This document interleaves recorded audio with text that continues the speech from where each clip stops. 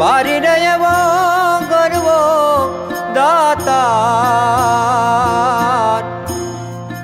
અમે ભાવનગર જિલ્લાના મહુવા તાલુકામાંથી આવીએ છીએ. मैं पुणे से आया हूँ.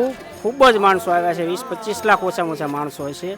मेरा ये पहला ही परिक्रमा था पर बहुत अच्छी मतलब बहुत अच्छा अनुभव आया. મારી છઠ્ઠી સાતમી વાર છે. સાતમી વાર પરકમ છે. દર વર્ષે પરકમમાં આવું છું. કાકા તમારી ઉંમર કેટલી છે? મારી ઉંમર છે 70 ની આજુબાજુ. प्रभु दत्त भगवान हमेशा ऐसा लगा कि साथ साथ ही चल रहे, मतलब कुछ भी ऐसा तकलीफ नहीं हुआ बिल्कुल भी. ऐसा लग रहा है कि मतलब हमें तो ऐसा अनुभव हुआ कि जैसे फूलों में लेके जा रहे हैं और फूलों में ही लेके आ रहे हैं. ફોરેસ્ટનું અને પોલીસનું બહુ સારું વર્તન છે અને સગવડતા બહુ સારી છે. બધે પાણીની સુવિધા છે.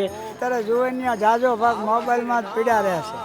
પણ આવી જગ્યાએ અહીંયા ગમે ના આવું ધાર્મિક સ્થળ હોય અહીંયા જવું પડે. पिछले साल जो बॉटल वगैरह प्लास्टिक देखा था, ऐसा इस साल में कुछ कम से कम एक 80-85% फर्क हो गया है. 33 करोड़ देवताओं वास છે, देवी देवताओं. और यहाँ के लोग जो है मतलब खास करके बहुत इंसानियत है उनके, बहुत प्यार है. इतना मीठा कि चीनी भी कम पड़े उसके लिए. આ વખતે પ્લાસ્ટિક મુક્ત પરિક્રમા કરવાનો નિર્ણય કરેલો ફોરેસ્ટ વિભાગે, જે આવકારદાયક નિર્ણય છે.